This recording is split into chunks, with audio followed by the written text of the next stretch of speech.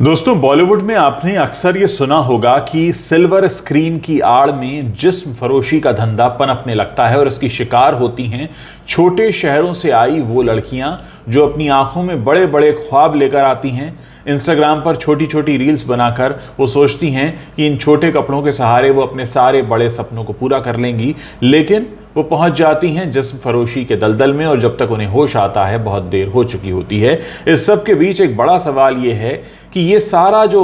मामला है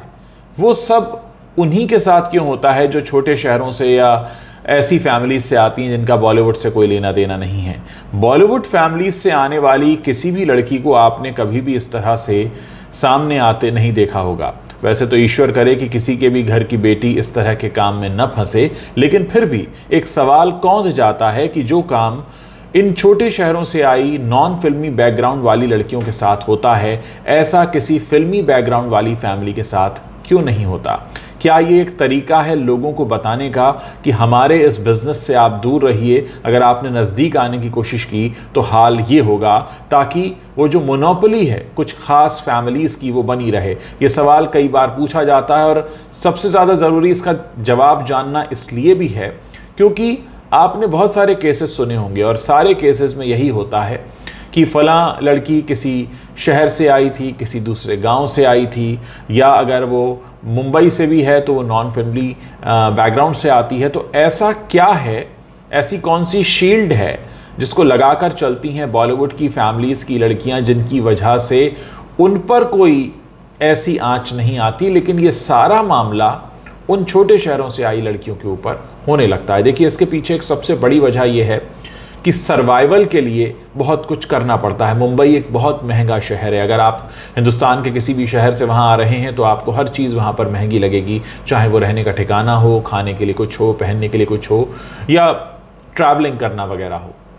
ऐसे में क्योंकि सर्वाइवल बहुत डिफ़िकल्ट होता है, इसलिए उस सर्वाइवल को आसान बनाने के लिए अक्सर ऐसे रास्तों को चुनना पड़ता है और लोग जब इन रास्तों पर भटकने लगते हैं तब उन्हें समझ में आता है कि यहाँ पर सिर्फ सरवाइव करने के लिए ही एक अच्छा खासा पैसा चाहिए। अब बात होती है कि सरवाइव तो आपने कर लिया जैसे भी, फिर आपको खुद को मेंटेन भी करना है, खुद को पार्लर भी ले जाना है, खुद को सैलून भी ले जाना है, खुद को जिम में भी ले जाना है, खुद के पास एक अच्छा खासा कलेक्शन रखना है आउटफिट्स का, ताकि अगर आप कहीं जाएँ तो आपके पास खुद को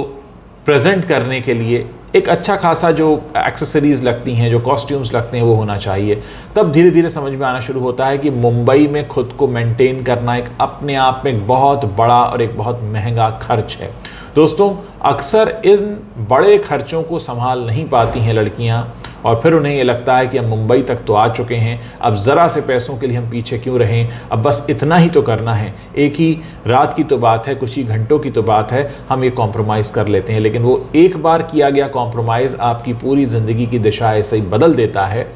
और फिर आपके मन में सवाल वही रह जाते हैं कि ऐसी दलदल में हम ही क्यों फंसे, वो क्यों नहीं फंसे जो कि ऑलरेडी फिल्म इंडस्ट्री को बिलोंग करते हैं, क्योंकि उन्हें वो रास्ते पता हैं, उन्हें वो तरीके पता हैं, वो वहाँ नहीं जाते क्योंकि वो जानते हैं कि कौन सा रास्ता किस तरफ जाता है। और आप अगर छोटे शहरों से आए हैं तो आप उन गलियों में भटकने लगते हैं, रास्ता भूलने लगते हैं, आपको रास्ता बताने वाला कोई नहीं होता और जब तक होश आता है बहुत देर हो चुकी होती है। दोस्तों, ये सारी बातें मैं खुलकर आपको इसलिए बता रहा हूँ कि मुंबई अगर आप आते हैं तो कभी कोई कास्टिंग डायरेक्टर के नाम पर, तो कभी कोई किसी से मिलवाने के नाम पर आपको हर तरफ से नोचना खसोटना चाहता है। वो चाहता है कि वो आपके ऊपर कब्जा कर ले, वो चाहता है कि वो आपको अपने हिसाब से इस्तेमाल करे और इसका शिकार होते वक्त आपको अंदाज़ा भी नहीं होता है कि आप किस दलदल में घुस रहे हैं। पता तब चलता है जब देर बहुत हो चुकी होती है। दोस्तों, ये सारी बातें आपको बताने का मकसद सिर्फ ये है कि बहुत सारे लोग ये सारी चीज़ें आपको नहीं बताते और उसके बाद क्या होता है, एक गलत तस्वीर क्रिएट हो जाती है। और जितने भी यूट्यूब चैनल्स हैं, जितने भी कंटेंट क्रिएटर्स हैं, जितने भी इंस्टाग्राम पर रील्स बनाने वाले लोग हैं, वो इस पूरी दुनिया को इतना चमका कर दिखाते हैं कि आपको लगता है बस सब कुछ बहुत आसान है और मैं तो सब कर सकता हूँ या सब कर सकती हूँ। लेकिन आपको ये ध्यान रखना चाहिए कि आप जिस दलदल में जाकर फंसते हैं उस दलदल से हमेशा फिल्मी फैमिलीज़ के लोग दूर रहते हैं। कभी वो उस तरफ नहीं पहुंचते, कभी वो उसमें फंसते भी नहीं, क्योंकि उनको पता है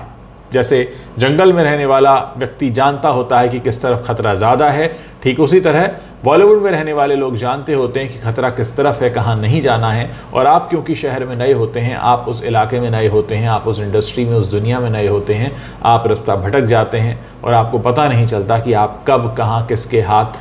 किस गलत मोड़ पर पहुँच जाएँ, और फिर जब आपको एहसास हो तब तक बहुत देर हो चुकी हो। दोस्तों, मेरा काम है आप लोगों को आगाह करते रहना, ताकि ऐसा ना हो कि अपने सपने पूरे करने की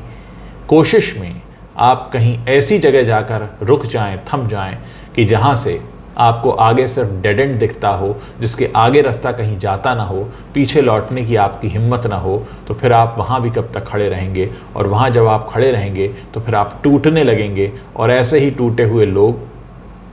हमें ये बताते हैं कि ये इंडस्ट्री कितनी काली है। मैं चाहता हूँ इस पूरे मामले पर आप अपनी जो राय रखते हैं इस वीडियो के नीचे कमेंट करके बताइए। इस वीडियो को ज़्यादा से ज़्यादा शेयर कीजिए, खासकर उन लोगों के साथ जो छोटे शहरों से अपने बड़े सपने पूरे करने के लिए माया नगरी में आना चाहते हैं, बिना किसी तैयारी के, बिना ये जाने कि यहाँ उनको निगलने के लिए बहुत बड़े बड़े अजगर बैठे हैं। उन्हें अंदाज़ा नहीं होता और वो कब कहाँ किसकी भेंट चढ़ जाएंगे उनको पता भी नहीं चलेगा। तो प्लीज़ इस वीडियो को शेयर कीजिए, लोगों को बताइए। बहुत सारे लोगों को आप बिखरने से रोक सकते हैं, बहुत सारे लोगों को टूटने से रोक सकते हैं। और मैं आपका ध्यान ले जाना चाहूँगा